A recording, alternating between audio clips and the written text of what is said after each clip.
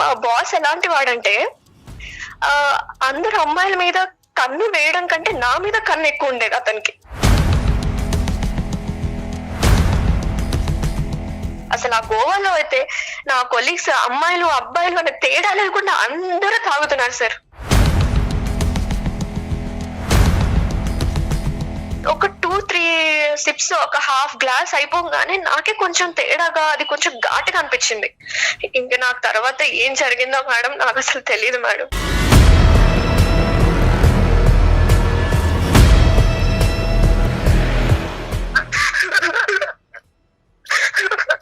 చెప్పినా ఏంటమ్మా, ఏం జరిగింది సహస్ర?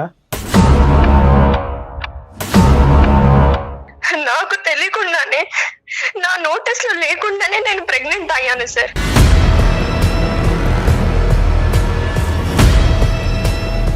నేను ప్రతి రోజు ప్రతి నిమిషం గిల్టీగా ఫీల్ అవుతున్నాను మేడం.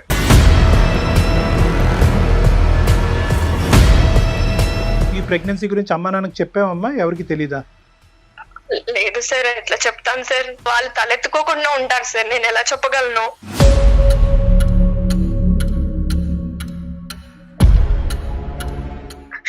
ఒక పసి పిండాన్ని గ్రో అవ్వకుండానే చంపేశాను. ఒక చేత్తో ఒక రకంగా నులిపి చంపేసినట్టు చంపేశాను.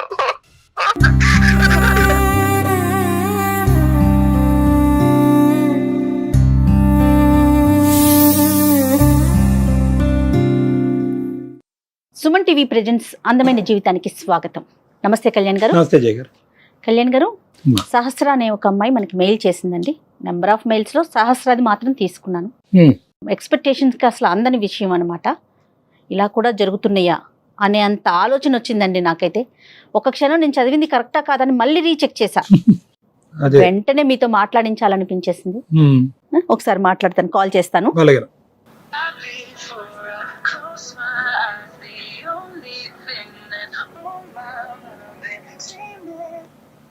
హలో హలో, సహస్ర అండి? అవునండి. సుమన్ టీవీ అందమైన జీవితం ప్రోగ్రామ్ నుంచి కాల్ చేస్తున్నానండి. మేడం, హాయ్ మా. నమస్తే. నమస్తే సహస్ర. మీ మెయిల్ రీసెంట్ గానే చూసాను కానీ వెంటనే మీతో మాట్లాడాలి. డెఫినెట్ గా డాక్టర్ గారి సలహా మీకు చాలా అవసరం అనిపించింది సహస్ర, నాకైతే పర్సనల్ గా. రైట్, ఒకసారి కళ్యాణ్ గారితో మాట్లాడండి. నమస్తే సార్. నమస్తే అమ్మా. పేరు సహస్ర అమ్మా? నా పేరు సహస్ర సార్. నాకు 24 years సార్ నాది ఏజ్. ఓకే, చెప్పమ్మా. నాకు చాలా చాలా గిల్టీగా ఉంది మేడం, చాలా బాధగా ఉంది అసలు. బాధపడకమ్మా, బాధపడకు. చెప్పమ్మా దేని గురించి గిల్ట్?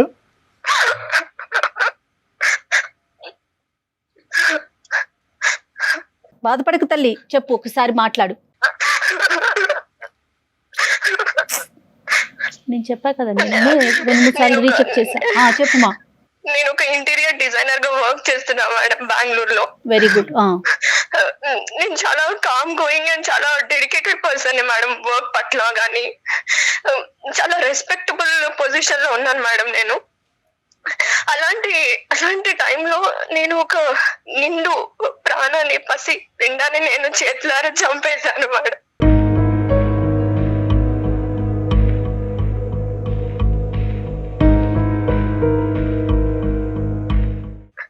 ఒక పసి పిండాన్ని గ్రో అవ్వకుండానే చంపేశాను.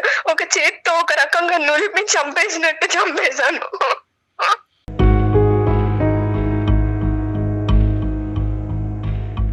చెప్పినా ఏంటమ్మా, ఏం జరిగింది సహస్ర? నువ్వేంటి, చంపేయటం ఏంటి? అసలు ఏం జరిగిందమ్మా, కొంచెం డీటెయిల్డ్ గా చెప్పు. ఓకే సార్, చెప్పాను కదా సార్, నేను ఇంటీరియర్ డిజైనర్ గా ఒక కార్పొరేట్ కంపెనీలో వర్క్ చేస్తుంటే అయితే అసలు ఎందుకు ఇంత గిల్టీగా నిద్ర పట్టలేకుండా ఎందుకు ఇలా జరుగుతుందండి సార్? నేను ప్రెగ్నెంట్ అయ్యాను సార్.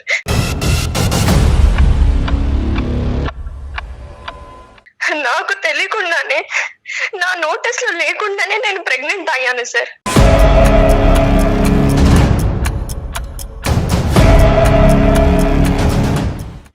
మీరు చెప్పండి సార్, అసలు ఒక నోటీస్ లేకుండా అసలు ప్రెగ్నెంట్ అవ్వడం అసలు ఏంటి సార్? ఇది అసలు ఇది కరెక్టేనా?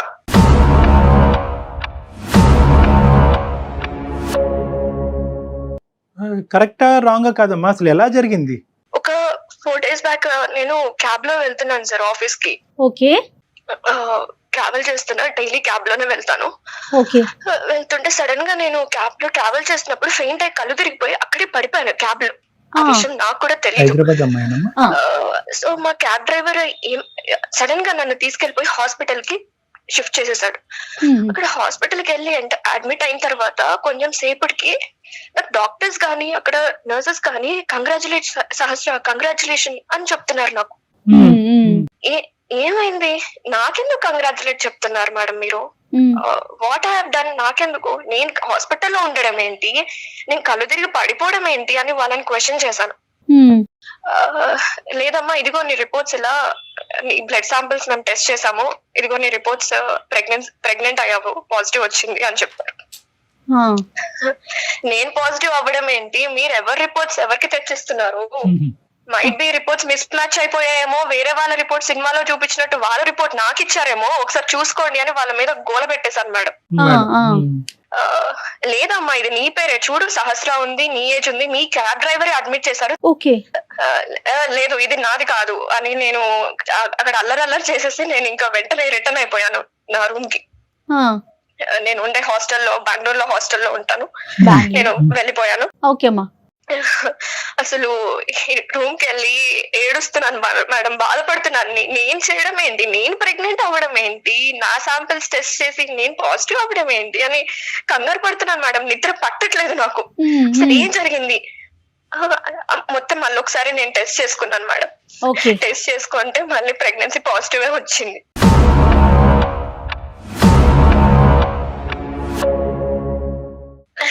ఇది పక్కన పెడతా మేడం, యాక్చువల్ గా నేను వర్క్ చేసే కంపెనీలో చాలా బెస్ట్ ఎంప్లాయ్ అని నాకు మంచి నేమ్ ఉంది మేడం. సూపర్. ఓకే. నేను చెప్పాను కదా, నాతో పాటు నా టీమ్ లో నేను వేసేది creative interior designing, creative work madam. నాదంతా ఆలోచనలు కానీ ఇవన్నీ క్రియేటివ్ ఆర్ట్ రిలేటెడ్ ఉంటది. నేను పనిచేసే 9 మందిలో నా టీమ్ లో నేనే ఒక బెస్ట్ పర్సన్.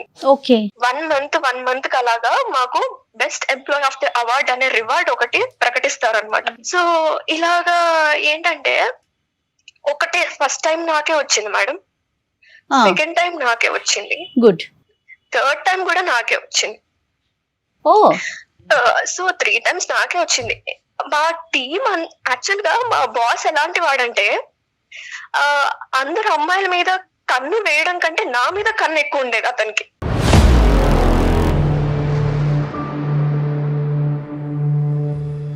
ఒక 2 months బ్యాక్ నాకు ఒకసారి ప్రపోజ్ కూడా చేశాడు. నా క్యాబిన్ లో నేను బేలో కూర్చున్నప్పుడు కూడా నన్ను చూసుకుంటూ వెళ్ళడము, ఎప్పుడెప్పుడు ఈ అమ్మాయి ఖాళీగా దొరుకుతుందా, ఎప్పుడెప్పుడు తినని ముట్టుకుందామా అన్న ప్రయత్నంలో ఉంటాడు మేడం అతను. అతని బిహేవియర్ చూస్తుంటే అలా అనిపించేది నాకు. అతనికి 35 years ఉంటాయి మేడం. మ్యారీడేనా? మ్యారీడే మేడం. నీ వయసు ఎంత అమ్మా? నాది 24 సార్. తప్పుగా అనుకోకమ్మా, నీకు ఎవరైనా బాయ్ ఫ్రెండ్స్ అదేమన్నా ఉన్నారా? లేదు సార్, నేను అసలు ఇప్పటి వరకు రిలేషన్ లో ఎవరితో లేను. అమ్మ నాన్న ఎక్కడ ఉంటారమ్మా? మా మదర్ ఫాదర్ హైదరాబాద్ లోనే ఉంటారు సార్. మా ఫాదర్ వచ్చేసి ఒక ప్రైవేట్ బ్యాంక్ ఎంప్లాయ్ లో తన మేనేజర్, బ్యాంక్ ఎంప్లాయ్ తను. ఈ ప్రెగ్నెన్సీ గురించి అమ్మ నాన్నకి చెప్పావమ్మా? ఎవరికి తెలీదా? లేదు సార్, ఎట్లా చెప్తాను సార్, వాళ్ళు తలెత్తుకోకుండా ఉంటారు సార్, నేను ఎలా చెప్పగలను?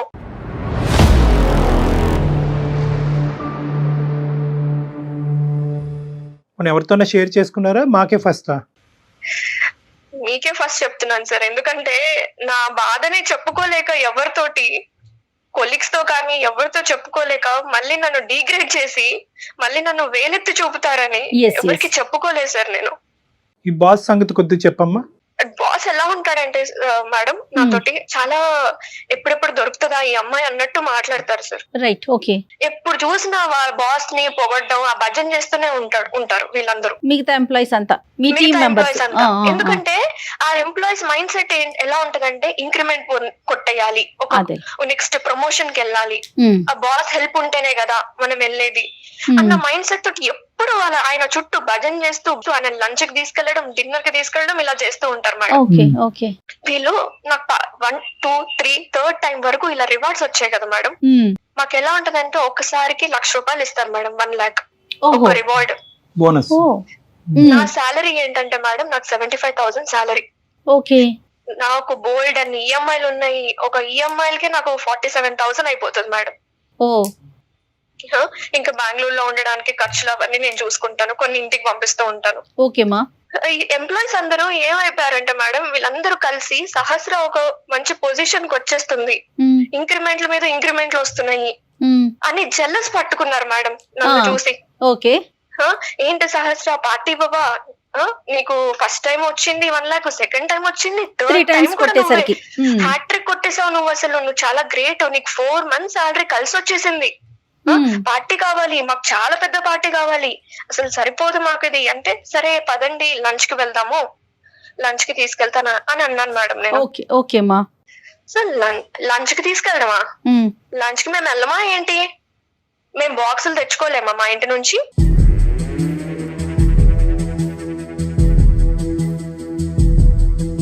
మేము ప్రిపేర్ చేసుకొని తెచ్చుకుంటాం. సరే డిన్నర్ కి వెళ్దాము, ఈ లంచ్ లో ఫుడ్లు మాకొద్దు, ఎక్కడికన్నా దూరంగా మంచిగా అవుటింగ్ కి వెళ్దాం.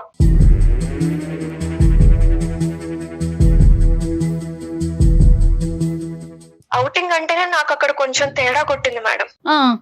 అవుటింగ్ ఏంటి అని.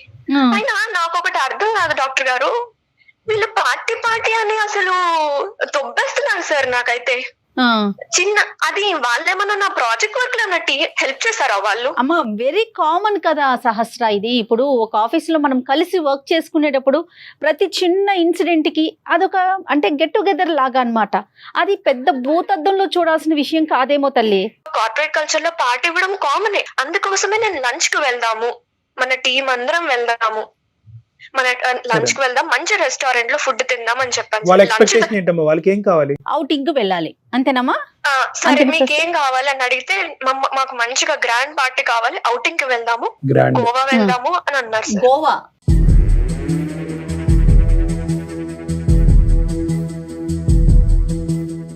మేము బూస్ట్ చేయాలి, మేము ఆల్కహాల్ కన్స్యూమ్ చేసుకోవాలి, అక్కడ ఎంజాయ్ చేయాలి అన్నారు సార్. టీమ్ లో మొత్తం ఎంత మంది అంటే అమ్మాయిలు అబ్బాయిలు ఉన్నారమ్మా? అబ్బాయిలు అమ్మాయిలు ఇద్దరు ఉన్నారు మేడం. Okay okay. అనగానే నేను ఆల్కహాల్ తాగను కదా, బట్ నేను ఎలా వస్తాను అంటే, సరే నువ్వు ఆల్కహాల్ తీసుకోకు, మేం బూస్ట్ చేస్తాము, మీరు జస్ట్ కంపెనీ సహస్ర నువ్వు అంతే. నువ్వు తీసుకో, కానీ మామూలుగా జనరల్ గా మీ పార్టీస్ లో ఆల్కహాల్ ఉంటదమ్మా, మద్యపానం ఉంటదా?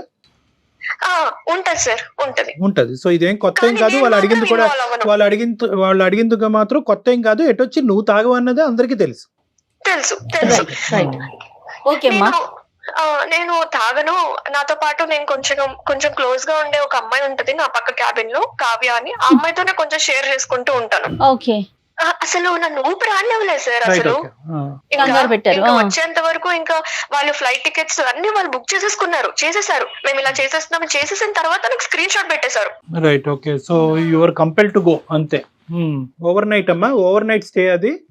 అవును sir, overnight stay 2 days కి ప్లాన్ చేశారు సార్, వెళ్ళడము, అక్కడ ఒక రోజు స్టే చేయడం, మళ్ళీ రిటర్న్ అవ్వడము.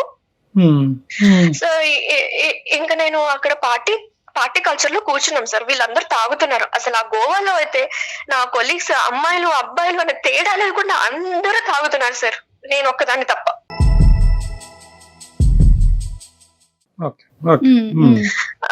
ఇంకా నాకు అయితే ఒక స్ప్రైట్ బాటిల్ ఇచ్చారు సార్. 1 liter స్ప్రైట్ బాటిల్ ఇచ్చారు, ఇదిగో సహస్ర తీసుకో అన్నారు. స్ప్రైట్ బాటిల్ ఇచ్చినప్పుడు స్ప్రైటే కదా అని నేను ఏం చేశానంటే, ఇది సీల్ ఉందా లేదా అని కూడా చెక్ చేసుకున్నా సార్. సీల్ ఉందా, ఇది సీల్డ్ బాటిలా కాదా అని చెక్ చేసుకుంటే సీల్ ఉంది సార్. ఎందుకు మీకు డౌట్ ఉండిందా సహస్ర? ఆల్రెడీ వాళ్ళు ఏమన్నా ఆల్కహాల్ కలిపారని? ఈ రోజుల్లో అది కామన్ కాబట్టి అమ్మాయి ఏమనుకుందంటే ఏమైనా లిక్విడ్ ఏమైనా రిమూవ్ చేసి కలుపుంటారేమో, సీల్ ఉంటే కనుక తిరగలేదు కదా అనుకుంది. Right sir, exactly. ఒక 2-3 సిప్స్, ఒక హాఫ్ గ్లాస్ అయిపోగానే నాకే కొంచెం తేడాగా, అది కొంచెం ఘాటుగా అనిపించింది. సరే అని నేను ఒక 1 glass తాగంగానే నేను అన్కాన్షియస్ అయిపోతున్నా సార్, నాకే కొంచెం డిజీనెస్ వచ్చేసి అంత కళ్ళు తిరుగుతున్నట్టు ఎలానో అనిపించింది. ఇంకా నాకు తెలియకుండానే అన్ఇంటెన్షనల్ గా నేను ఒక గ్లాస్ కాకుండా ఇంకొక గ్లాస్ తాగుతూనే ఉన్నా సార్.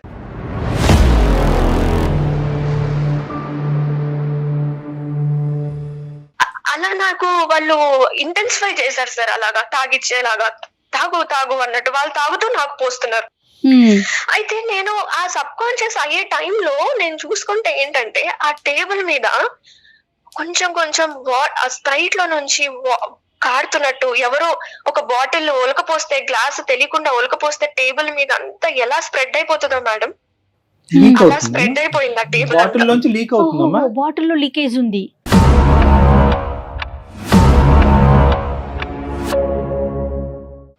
అయి ఉండొచ్చు మేడం. రైట్. మొత్తం ఆ టేబుల్ అంతా స్ప్రెడ్ అయిపోతుంటే నాకు అప్పుడు అదొకటి గుర్తుంది మేడం నాకు. Okay okay. ఇంకా నాకు తర్వాత ఏం జరిగిందో మేడం నాకు అసలు తెలియదు మేడం.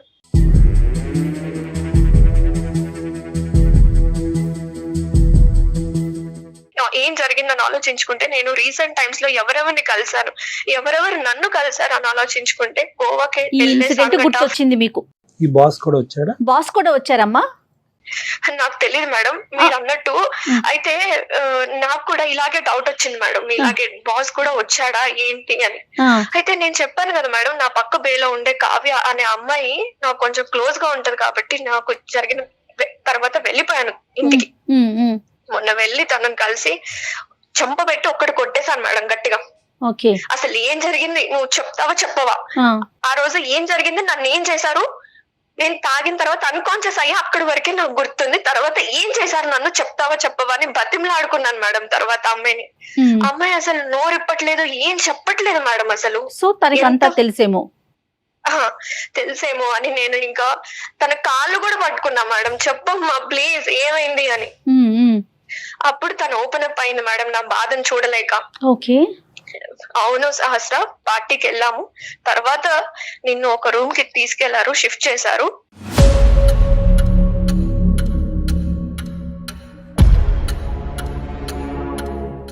అక్కడి వరకే నాకు తెలుసు, తర్వాత నేను లేను అక్కడ, నేను పక్క రూమ్ కి వెళ్ళిపోయాను అని చెప్పారు మేడం. అయితే బాస్ వచ్చారా అంటే వచ్చుంటారు అని చెప్పింది మేడం తను.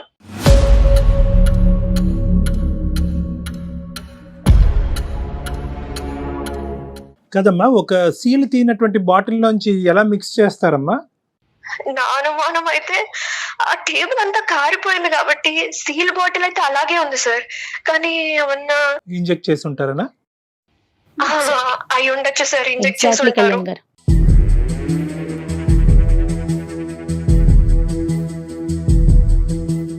ఇదంతా నలుగురు కూడబలుక్కుని ఈ విధంగా చేద్దాం అని చేసినటువంటి ఆలోచన అంటారా, లేదంటే ఒక్క మనిషికి వచ్చే ఆలోచన? లేకపోతే బాస్ ఇనిషియేషన్ తీసుకొని ఇలా పార్టీ అడుగు వెళ్ళండి అని చెప్పుండొచ్చేమో సార్. ఐడియా ఒక్కళ్ళది అయ్యి ఉండొచ్చు, ఆచరించినటువంటి వాళ్ళు చాలా మంది అయ్యి ఉండొచ్చు అని అనిపిస్తుంది కదమ్మా. నాకు అనిపిస్తుంది సార్. అవును. రైట్. ఇది కాకుండా ఇంకేదైనా కొరిలేట్ చేసుకోగలుగుతున్నామా, లేదంటే ఎంత ఆలోచించినా కూడా ఈ ఒక్క సంఘటన బట్టే కొరిలేషన్ వస్తుంది? ఎందుకంటే ఇలాంటి పార్టీలు పదే పదే జరగవు నీ జీవితంలో. ఈ స్థాయి పార్టీ బహుశా ఇది ఒక్కటే అయి ఉంటుంది కాబట్టి.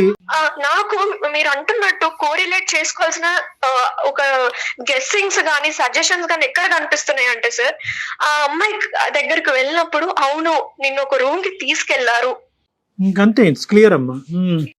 తీసుకెళ్లారు. అలాగే ఆ బాసే ఇనిషియేట్ చేసి ఉంటాడు, అతను కూడా గోవా వచ్చి ఉంటాడు సార్ డెఫినెట్ గా.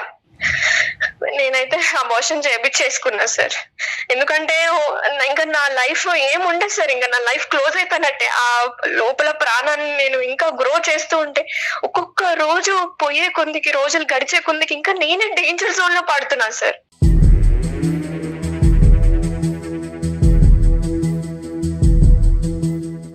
నేను మీకు ఎందుకు మెయిల్ చేశానంటే మేడం, నేను ప్రతి రోజు ప్రతి నిమిషం గిల్టీగా ఫీల్ అవుతున్నాను మేడం. నాకు అన్నం తినబుద్ధి కావట్లేదు, ఏం చేయబుద్ధి కావట్లేదు, ఒక్కదాన్నే రూమ్ లో ఉండి ఏడ్చుకుంటూ బతుకుతున్నాను మేడం. ప్రతి నిమిషం ఏదైనా పని స్టార్ట్ చేసినా సరే నాకు అదే గుర్తొస్తుంది.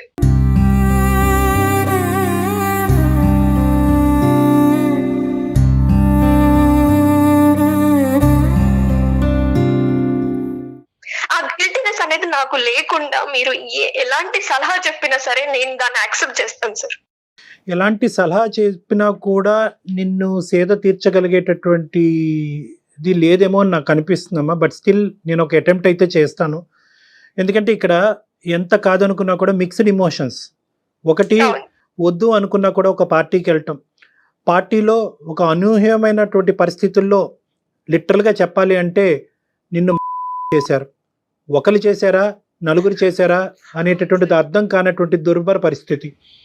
ఒకరు చేస్తే ఎంతమంది సహకరించారు అనేటటువంటి పరిస్థితి. సో ఇలాంటి రకరకాల ప్రశ్నలు, వేధింపులు, ఆలోచనల మధ్యలో ఈరోజు నువ్వు గర్భవతి అవటం అనేటటువంటిది ఆ పుండు మీద చాలా కారం జల్లినట్టు అయింది. గర్భవతిగా ఉండటానికి నేను సమాజంలో తలెత్తుకోలేను, నా తల్లిదండ్రులకి సమాధానం చెప్పుకోలేను. ఏ తప్పు చేయనటువంటి నేను ఈరోజు ఒక పసికొందుని నేను భూప్రపంచం మీద తీసుకొచ్చి వాళ్ళకి ఏం సమాధానం చెప్తాను అనేటటువంటి ఆలోచనతో, నీకు ఇష్టం లేకపోయినా నిన్ను నువ్వు చంపుకోవటం అనేటటువంటిది ఇంకా ఈజీ ఏమో, అలాంటి ఆలోచనతో నువ్వు అబార్షన్ చేయించుకున్నావు. అది కూడా చేయడానికి ట్రై చేశాను సార్.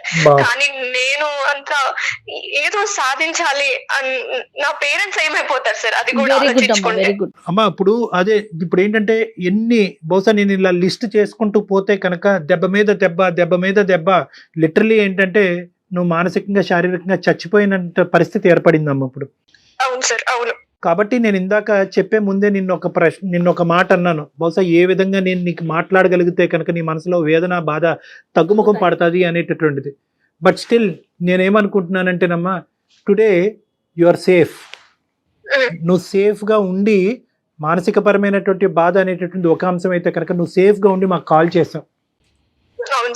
అది నాకు ఈరోజు ఏంటంటే బహుశా ఇంకో ఆడపిల్ల నీ స్థానంలో ఉంటే కనుక ఇంకో నిర్ణయం తీసుకునేదేమో. ఆలోచన వరకే కాదు, అది ఏంటంటే అది ఆచరించేటటువంటి ప్రయత్నం కూడా, తన ప్రాణాలను తీసుకునేటటువంటి ప్రయత్నం చేసుండేదేమో. ఈరోజు నువ్వు మాకు ఫోన్ చేయటం అన్నది నిజంగా నేను చాలా ఆనందపడుతున్నానమ్మా. Thank you. నిన్ను ఏం చేసుకోకుండా ఈరోజు ఇక్కడైనా నాకు ఒక సలహా సూచన దొరుకుతుందేమో. నా బాధని ప్రధానంగా ఇటువంటి పరిస్థితుల్లో ఒక ఆడపల్లికి కావాల్సింది ఏంటంటే తన బాధని పంచుకోవాలి, ఓదార్పు పంచుకోవాలి, ముందు మాట్లాడగలగాలి. అసలు ఈ అసహజమైనటువంటి పరిస్థితి నాకైనా ఎవరికన్నా ఉంటది. నాతో పాటు ప్రయాణించేటటువంటి వాళ్ళు ఇంత దుర్గతానికి, ఇంత భయంకరమైనటువంటి దానికి పూనుకునేటటువంటి దానికి అవకాశం ఉందా? నేను ఎక్కడన్నా తప్పు చేశానా? ఈ రోజు అబార్షన్ చేసుకుని నేను తప్పు చేశానా, మంచి చేశానా, నేనేంటి ఒక ప్రాణాన్ని తీయటం ఏంటి అనేటటువంటి ఇలాంటి రకరకాల ప్రశ్నలు, ఆ భారమైనటువంటి ప్రశ్నలు మోసుకుంటూ నువ్వు మా వరకు వచ్చావు. నిన్ను ఏమీ చేసుకోలేదు అనేటటువంటి అన్నిటికంటే నాకు ఆనందింపేటటువంటి అంశం అమ్మ. నీలాంటి పరిస్థితిలో ఉన్న ఆడపిల్లని ఫస్ట్ ప్రధానంగా నేనేమని చెప్తానంటే, ఇది నీకు జరిగింది ఎవరికి జరగకూడదు అంటే కనుక ఈ ప్రయాణం ఇక్కడి వరకు ఆగకూడదమ్మా. నీకు జరిగింది వేరే వాళ్ళకి జరగకూడదు అంటే కనుక ఇది గోప్యంగా దీన్ని ఇన్వెస్టిగేషన్ వరకు తీసుకెళ్ళగాలి, పోలీసుల వరకు తీసుకెళ్ళటం అనేది చాలా ఇంపార్టెంట్. సార్ లేదు సార్, కానీ అది మాత్రం చెప్పకండి సార్ ప్లీజ్. ఎందుకంటే నాకు ఆ పోలీస్ స్టేషన్ కి వెళ్ళి ఈ క్రైమ్ నన్ను నేను ఫేస్ చేసుకోవడానికి నాకంత ఇప్పుడు లేదు సార్ అంతా. అమ్మా ఆ మాట కూడా ఏ ఆడపిల్లకు కూడా, నీ స్థానంలో నిలబడినటువంటి ఏ ఆడపిల్లకు కూడా పోలీస్ స్టేషన్ వరకు వెళ్ళి మళ్ళీ ఈ కథంతా చెప్పి నువ్వే తప్పు చేసేవేమో, నీకెంతమంది బాయ్ ఫ్రెండ్స్ ఉన్నారు అనేటటువంటి ఇలాంటి రకరకాల ప్రశ్నలు, అనుమానాలు, ఇన్వెస్టిగేషన్స్ తట్టుకోలేక ఏ ఆడపిల్ల వెళ్ళటానికి ఇష్టపడదమ్మా. సహస్ర ఒకటే కాదు, ఈ పరిస్థితిలో ఉన్న ఏ ఆడపిల్ల ఎక్కడికన్నా వెళ్తాదేమో కానీ పోలీస్ స్టేషన్ వరకు వెళ్ళటానికి ఇష్టపడలే. కానీ నువ్వు అడిగినటువంటి రెండు అంశాల్లో ఒక ముఖ్యమైనటువంటి అంశం, నాలాంటిది వేరే ఆడపిల్లకి జరగకూడదు అంటే కనుక దానికి ఇది ఒక సొల్యూషన్ అన్నట్టుగా నేను చెప్తున్నాను. ఇది ప్రధానమైనటువంటి సొల్యూషన్గా చెప్తున్నాను. ఎందుకంటే నీ ఆఫీస్లో వేరే ఆడపిల్లలు ఉన్నారు. ఇప్పుడు నువ్వు రేపు రిజైన్ చేసావు అనుకో, ఆ స్థానంలో వచ్చి కూర్చునేటటువంటి వేరే ఆడపిల్లలకి జరగదు అనేటటువంటి గ్యారంటీ ఏంటి? పోలీస్ స్టేషన్ అనగానే తను పోలీసులు మగవారే ఉంటారు అనుకుంటుందేమో. షీ టీమ్స్ ఉన్నాయి అమ్మా ఇప్పుడు ఇవాళ రేపు మనకి. ఇప్పుడు ఏంటంటే తన ఆలోచన ఏంటంటే కనుక ఇప్పుడే ఇది ఏంటి, ఇది ఏం జరిగింది అనేటటువంటి ఒక క్లారిటీ వస్తుంది. ఎందుకంటే ఇప్పుడుకొచ్చి నువ్వు ఎవరితోనే మాట్లాడలేదమ్మా. ఫస్ట్ టైం నువ్వు మాతో మాట్లాడటం వల్ల నీకు ఒక డిఫరెంట్ వ్యూ పాయింట్, ఒక డిఫరెంట్ ఆలోచన. బహుశా నేను ఒక్కదాన్నే కాదు, ఇలాంటి సఫర్ అయ్యేటటువంటి చాలా మంది ఆడపిల్లలు ఉన్నారు, వాళ్ళు ఏం చేసుంటారు అనేటటువంటిది మొట్టమొదటిసారిగా నువ్వు మా నోటి వెంట వింటున్నావు. కాబట్టి నువ్వు కూల్గా కూర్చొని ఆలోచిస్తే కనుక, ఓహో బహుశా నేను ఇలా చేయొచ్చు, నేనేమి ఇక్కడ తప్పు చేయలేదు. ప్రధానమైనటువంటి అంశం నువ్వు ఇక్కడ గుర్తుపెట్టుకోవాల్సింది ఏంటంటే, సహస్ర అనేటటువంటి ఈ అమ్మాయి ఏ తప్పు చేయలేదు, ఇంక్లూడింగ్ ఏ తప్పు చేయలేదు. నువ్వు ఎప్పుడు కరెక్ట్గా నీ తల్లిదండ్రులు ఏ నమ్మకంతో అయితే కనుక నేను బెంగళూరు పంపించి అక్కడ ఒంటరిగా నీ చేత ఉద్యోగం చేపిస్తున్నారో, నీ కళనే నువ్వు నమ్ముకున్నావు, నీ కెరియర్ని నేను నమ్ముకున్నావు, కాబట్టి దాని మీద నువ్వు నిలబడ్డావు. సో అప్పుడు సహస్ర ఒకటే, ఇప్పుడు సహస్ర ఒకటే. ఎప్పుడు కూడా నువ్వు క్లియర్ అండ్ క్లారిటీగానే ఉన్నావు, నువ్వు ఎప్పుడు కూడా ఆనిముత్యంలాగే ఉన్నావు. కాబట్టి నువ్వు బాధపడవలసినటువంటి అవసరం లేదు. నెంబర్ 1, పోలీసుల వరకు వెళ్ళటం అనేటటువంటి అంశం వెనకతల చాలా ఇంపార్టెంట్ ఆస్పెక్ట్ ఉందమ్మా. అంటే నన్ను ఇలా చేసినటువంటి వాళ్ళు శిక్షించడం అనేటువంటిది కాదు. ఇలా చేయకపోతే కనుక, నువ్వు అలా నమ్మి ఆ దారిలో వెళ్ళకపోతే కనుక, రేపొద్దున వాళ్ళు ఏమనుకుంటారు, ఓ ఆడపిల్లలు అంటే కనుక మనం ఇలా వాడుకోవచ్చు. పార్టీలో అనేటటువంటి మభ్యపెట్టి వాళ్ళని ప్రెషర్ పెడితే కనుక, అయ్యో పార్టీ ఇవ్వకపోతే కనుక నాతో పాటు ప్రయాణం చేసేటటువంటి వాళ్ళు దూరం అవుతారేమో, వాళ్ళు నేను పీనాసిలా కనిపిస్తానేమో, ఇంకో విధంగా కనిపిస్తానేమో అనేటటువంటి ఉద్దేశంతో ఆడపిల్లలు ఇలా లొంగిపోతారన్నమాట అనేటటువంటి మెసేజ్ నువ్వు వాళ్ళకి ఇస్తున్న దానం అవుతావు. రేపొద్దున ఆడపిల్లల్ని ఏ విధంగా వాడుకోవచ్చు అనేటటువంటి ఆలోచనను వాళ్ళకి ఇస్తున్నాం. రేపొద్దున మనం ప్రత్యక్షంగా కలపకపోయినా, వాళ్ళు మందు కొట్టకపోయినా, తాగకపోయినా కూడా ఇలా మభ్యపెట్టి మాయ చేసి ఈ విధంగా మత్తు పానీయాలు ఇచ్చి ఆడపిల్లను మనం లొంగ తీసుకోవచ్చు అనేటటువంటి మెసేజ్ మనకి ఇస్తున్నాం. ఈ రోజు సహస్ర అయింది, రేపు ఇంకొక అమ్మాయి అవుతుంది, ఆ ప్లేస్ లో ఇంకొక అమ్మాయి ఉండొచ్చు కదా అనేసి అంటున్నారమ్మా. అందుకోసమే నేను ముందుకు వచ్చాను మేడం. బట్ ఈ పోలీసులు క్రైములు మాత్రం అసలు చెప్పకండి మేడం. మా వ్యవస్థ చాలా మారింది తల్లి. వ్యవస్థ, దయచేసి నా మాట ఒక్కసారి నమ్ము.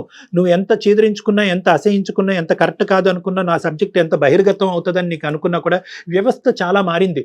అన్నీ కూడా చాలా గోప్యంగా ఉంటుంది. ఒక ఆడపిల్లకి ఇచ్చేటటువంటి ప్రైవసీ బహుశా ఈ రోజుల్లో మనం ఉండేటటువంటి వ్యవస్థలో చాలా ఇంపార్టెంట్ ఆస్పెక్ట్ కింద మారిపోయింది. సో ఎవరికి కూడా మూడో కంటికి తెలియకుండా కూడా ఇన్వెస్టిగేషన్ నడిపించవచ్చు. అందరినీ ఎవరైతే ఉన్నారో వాళ్ళందరినీ కూడా బోన్లోకి లాగొచ్చు, శిక్షించవచ్చు. రేపొద్దున సమాజానికి చాలా మంచి సేవ చేసేటటువంటి ఒక గొప్ప వ్యక్తిగా నువ్వు మారుతావు. సో దీనంతటి వల్ల నాకేంటండి అని నువ్వు అడగచ్చు. నీకేంటంటేనమ్మా, నువ్వు అప్పుడు ఇప్పుడు ఎప్పుడు కూడా నువ్వు పెర్ఫెక్టే. నువ్వు బాధపడవలసినటువంటి అవసరం లేదు. ఎటొచ్చి బిడ్డని చంపుకున్నాను సార్ కాబట్టి నేను అబార్ట్ చేసుకోవటం అన్నది, నేను ప్రాణాన్ని తీసుకోవటం అంటే కనుక దానికి ప్రాణాన్ని తీసేయటం అనేటటువంటి ఒక లేబుల్ పెడితే కనుక గిల్ట్తో చచ్చిపోతావు అమ్మా. నిన్ను నువ్వు కాపాడుకునేటటువంటి ప్రయత్నంలో నువ్వు ఆ ఆలోచన రావటంలో, ఆ ఆలోచన నీకు రావటం ఎటువంటి తప్పు కాదమ్మా. నేను అనుకోవటం ఆలోచన తప్పు కాదు. ఎందుకంటే కనుక ఈరోజు నీ తల్లిదండ్రులకు నువ్వు సమాధానం చెప్పుకోవాలి, సమాజానికి సమాధానం చెప్పుకోవాలి. రేపొద్దున పెళ్లి అనే భవిష్యత్తు నీకు ఉంది. రాబోయేటటువంటి భర్తకు నువ్వు సమాధానం చెప్పుకోవాలి. ఒక బిడ్డను తీసుకుని నడి సమాజంలోకి నువ్వు వెళ్తే కనుక ఈ సమాజం నిన్నేం గౌరవంగా చూడదమ్మా. నిన్నేమంటది అంటే, అదిగో ఏదో తప్పు చేసింది కాబట్టి ఈరోజు బిడ్డను ఎత్తుకుని తిరుగుతుంది, ఈ అమ్మాయి తప్పుడు మనిషి అని చెప్పి ఏ క్యారెక్టర్ అయితే కనుక నువ్వు నీ తల్లిదండ్రులు ఎప్పుడు కూడా కల్లో కూడా ఊహించుకోరో ఆ ముద్ర నీ మీద పడబోతుంది. కాబట్టి ఈరోజు నువ్వు సమయస్ఫూర్తితోనే ఒక ఆలోచన చేసావని నేను అంటున్నానమ్మా. ఒకప్పుడు నువ్వు అబార్ట్ చేసుకోకుండా మా దగ్గరికి వచ్చుంటే కనుక, తల్లి ఇది నీ ఇష్టం, నీ ఆలోచన బట్టి నువ్వు నిర్ణయం తీసుకో, మేము దాని మీద ప్రెషర్ చేయలేము, అలా చేయటం అనేటటువంటి చట్టరీత్యా వ్యతిరేకం అని చెప్పుండేవాళ్ళం. కానీ నువ్వు ఆల్రెడీ ఒక నిర్ణయం తీసుకుని దాన్ని ఆచరించావు కాబట్టి నువ్వు చేసినటువంటి దాంట్లో గిల్ట్ ఫీల్ అవ్వాల్సినటువంటి అవసరం లేదు. నిన్ను, నీ కుటుంబాన్ని, నీ ఫ్యూచర్ని కాపాడుకునేటటువంటి ప్రయత్నంలో నువ్వు తీసుకున్న నిర్ణయం కాబట్టి దాన్ని నేను తప్పుగా అయితే నేను భావించట్లేదు, ఆ విధంగా నేను చూడట్లేదు. ఇంతకు ముందు మీరు కాల్ చేయక ముందు కూడా నాకు అదే గిల్ట్ ఉంది సార్. ఇప్పుడు మీతో మీరు చెప్పే సలహా కానీ, మీరు నన్ను మోటివేట్ చేసే మాటలు కానీ నాకు కొంచెం ఇప్పుడు మనశ్శాంతిని ఇస్తుంది సార్. రిమూవ్ దట్ మాస్క్ అమ్మా. నువ్వేం తప్పు చేయలేదు. ఎటొచ్చి నీ ఎజెండా ఒక్కటే. నీ ఎజెండా ఈ రోజు ఏదన్నా ప్రైమరీ గారు ఈ రోజు మాట్లాడుకుంటే నాకు 0.5% కూడా 0.05% కూడా నాకు ఈ రోజు సహస్ర తప్పు చేసినట్టు నాకు అనిపించట్లేదు. ఇలాంటివి జరిగినప్పుడు గొంతు విప్పి మాట్లాడండి. మీ మనసులో ఉండేటటువంటి బాధని నీకు నచ్చినటువంటి వాళ్ళని చెప్పండి. ఒకప్పుడు అవకాశం ఉంటే కనుక నిన్ను ఇబ్బంది పెట్టేటటువంటి వాళ్ళని శిక్షించి రేపొద్దున వాళ్ళకి బుద్ధి వచ్చేటటువంటి విధంగా ఈ ప్రాసెస్ కంటిన్యూ అవ్వకుండా అరికెట్టేటటువంటి ప్రయత్నం కూడా మీరు చేయండి. చాలా ముఖ్యమైనటువంటి అంశం ఉంది. నువ్వు ఎక్కడన్నా ఒక ఆలోచనలో ఒక చిన్నపాటి తప్పిదం జరిగింది అంటే కనుక అక్కడే జరిగింది. నీ భావం గురించి, నీ యొక్క వ్యక్తిత్వం గురించి, నీ మనసులో ఉండేటటువంటి ఆలోచన గురించి ఎప్పుడు కూడా ఏ ఆడపిల్లైనా నిలబడాలమ్మా. నాకు పార్టీలు నచ్చవంటే నచ్చవు, అంతే, ఫుల్ స్టాప్. నో అంటే నోనే. రండి, ఒక బిర్యానీ ప్యాకెట్ తెచ్చుకుని ఇక్కడ టేబుల్ మీద కూర్చొని తిందాం సరదా. అంతేగాని వాళ్ళు ఆ మొహమాటానికి పోయి వీళ్ళు ఏదన్నా అనుకుంటారేమో 3 లక్షలు పోయి. ప్రధానమైనటువంటి అంశం అమ్మా, ఎక్కువ శాతం ఇలాంటివి జరిగేటటువంటి ఎక్కడ జరుగుతాయంటే కనుక మనకు తెలియనటువంటి ప్రాంతంలో మనకు తెలిసినటువంటి మనుషులు చేస్తారు. మీరు స్టాటిస్టిక్ చూడండి. మీరు స్టాటిస్టిక్ పరంగా చూసుకుంటే కనుక, క్రైమ్ స్టాటిస్టిక్స్ పరంగా చూసుకుంటే మీకు అప్పటికే హింట్ ఉంది. వీడు టచ్ చేయడానికి ట్రై చేస్తున్నాడు, ప్రపోజ్ చేయడానికి ట్రై చేస్తున్నాడు, వీళ్ళు ఏదో దుర్బుద్ధి పుట్టింది, వీడు గోవా వరకు వెళ్దాం అంటున్నాడు అంటే కనుక ఆలోచన వీడిదా మిగతా వాళ్ళదా? బహుశా వీడు వాళ్ళ మీద ఒత్తిడి తీసుకొచ్చి మొత్తం అందరూ మూకమ్మడిగా నన్ను అక్కడ తీసుకెళ్తున్నారా? లేదు, అలా తీసుకెళ్ళట్లేదు అని అనిపించినా కూడా 99.5% అలా తీసుకెళ్ళడం అని అనిపించినా కూడా 0.5% ఎక్కడో చూడ మీ అంతరాత్మ మిమ్మల్ని ప్రశ్నిస్తూ ఉంటుంది, మిమ్మల్ని గుచ్చుతూ ఉంటుంది. దాన్ని నమ్మండి. 0.5% డౌట్ వచ్చినా కూడా, అరే బాబు మీ పార్టీలకు ఒక దన్నం, నేను ఎక్కడికి రానురా, కావాలంటే ఇక్కడ తిందాము, నేను ఇలా వెళ్తున్నానంటే తెలిస్తే కనుక మీ అమ్మ నాన్నమే తోసేయండి. మా అమ్మ నాన్న నన్ను నరికి పోగులేస్తారు, నేను రాను, నాకు అది అలవాట్లేదు, అది మా సాంప్రదాయం కాదు, మా పద్ధతి కాదని చెప్పి కొట్టిపారు. రైట్. ఇది ఓన్లీ సహస్ర కాదు కళ్యాణ్ గారు, ఈ వీడియో చూసే ప్రతి ఆడపిల్లకి మీరు చెప్పే మాటలు ప్రతి ఆడపిల్ల మనసుకు తీసుకోవాలి. ఏమ్మా సహస్ర? అందుకోసమే సార్ ప్రతి అమ్మాయి ఇలాంటి సిచ్యువేషన్ ఇది కాకపోయినా వేరే రకంగా పార్టీ కాకపోయినా వేరే రకంగా ఫేస్ చేస్తున్నారు సార్. ఇది జరగకుండా ఉండాలి. అమ్మ నీకున్న టాలెంట్, నీకున్న స్కిల్, నీకుండేటటువంటి బలాలకి నీకు ఎక్కడైనా కూడా రెడ్ Job కార్పెట్ వస్తుంది. వేసి జాబ్ వస్తారు కాబట్టి తక్షణ కర్తవ్యం నువ్వు ఇమీడియట్ గా ఏంటంటే ఈ ఉద్యోగానికి రిజైన్ చేయి. ఉద్యోగానికి sir. రిజైన్ చేసి Okay. వాళ్ళకి గుడ్ బై చేయి. ఎందుకంటే పదే పదే అటువంటి వాతావరణంలోకి నువ్వు వెళ్ళి వీడు చేశాడా అని ఆలోచించుకుంటే నీకు పిచ్చి పడుతుంది. నెంబర్ 2 ఏంటంటే అస్సలు ఎటువంటి సంకోచం లేకుండా కావాలంటే మేము మొత్తం మన అందమైన జీవితం టీం మొత్తం అంతా కూడా నీ వెంటంటూ ఉంటారు, నీకు కావాల్సినటువంటి సపోర్ట్ ఇస్తారు. మనందరం కలిపి ఏ పోలీస్ స్టేషన్లో కంప్లైంట్ పెడదాం, ఆ పోలీస్ స్టేషన్లో మనం కంప్లైంట్ పెట్టి వాళ్ళందరినీ శిక్ష పడేటటువంటి విధంగా ఎవరైతే ఇందులో ఇన్వాల్వ్ అయ్యి ఉన్నారో, ఆలోచన వచ్చినటువంటి వాళ్ళు, ఆచరించినటువంటి వాళ్ళు, దాచిపెట్టినటువంటి వాళ్ళు, ముగ్గురిని శిక్షించాలి. మా దగ్గరికి రా, లేదంటే మా కాంటాక్ట్ నెంబర్ ఇస్తాము, నువ్వు మా దగ్గర రా, ఇంకా కూర్చొని మనం డిస్కస్ చేసుకుందాం. ఎందుకంటే మీ పేరెంట్స్ని ఇందులో ఇన్వాల్వ్ చేయాలని నువ్వు అనుకోవట్లేదు కాబట్టి, నువ్వు మేజర్ కాబట్టి నీకు ఆ నిర్ణయం తీసుకునేటటువంటి హక్కు ఉంది. నీకు ఆ ధైర్యాన్ని నింపి అక్కడి వరకు తీసుకెళ్లేటటువంటి బాధ్యత మాది. సార్ నేను ఫస్ట్ దీంట్లో నుంచి ఈ గిల్టీనెస్ లో నుంచి నన్ను నేను మనిషిలాగా చూసుకున్న Yes. తర్వాత నేను ట్రై చేస్తాను sir. Of course, Very good, Nana, of very course. good. You take your time, but this is the agenda. Okay sir, మీరు చెప్పిన సలహా నేను ట్రై చేస్తాను సార్. బట్ ఫస్ట్ అయితే నన్ను నేను కోలుకొనివ్వండి సార్. షూర్ అమ్మా, All the best, Nana, all the best. Very good. Sir ఇంకొక చిన్న మాట మీకు చెప్పాలనుకుంటున్నాను. చెప్పమ్మా సహస్ర. చెప్పమ్మా. సారీ సార్, ఏంటంటే అసలు నా పేరు సహస్ర కాదు, ఎందుకంటే సెక్యూరిటీ పర్పస్ కోసం నేను అలా చెప్పాను sir. Of course, well done. Very good అమ్మా, we appreciate that. దానికి అపాలజీ ఎందుకమ్మా? Thank you sir. All the best అమ్మా, గుడ్ లక్ అమ్మా, టేక్ Super. కేర్, బాయ్ అమ్మా, Thank you, జాగ్రత్త sir. అమ్మా, Bye, sir. Take Thank care you. Of yourself, bye, good luck, bye అమ్మా. Super కదండి. అంటే ఇది జరుగుతుందమ్మా, ఇది సమాజంలో ఈ రోజు సహస్ర లాంటి అమ్మాయిలు శతకోటి మంది ఉన్నారు. అవును. బయటికి రావాలి, ఈ రోజు నేరాలు ఆపాలి అంటే కనుక నేరం అంటే జరిగిన తను తర్వాత శిక్షించడం భయపడుతోంది కదా కళ్యాణ్ జీ. Of course, ఎందుకంటే కానీ మళ్ళీ నలుగురు వల్ల మళ్ళీ ఏమన్నా రేపు ఫ్యూచర్ లో ప్రాబ్లం రావచ్చేమని. కాకపోతే మనం అనుకున్నట్లుగా చట్టాలు చాలా గోప్యంగా తమ పని తాము Yes. చేసుకుంటూ పోతున్నాయండి. డెఫినెట్ గా మనం చట్టాన్ని గౌరవించాల్సిన పరిస్థితి ఉంది ఇక్కడ కూడా. రైట్. థ్యాంక్ యూ కళ్యాణ్ గారు. థ్యాంక్ యూ నమస్తే. జగన్.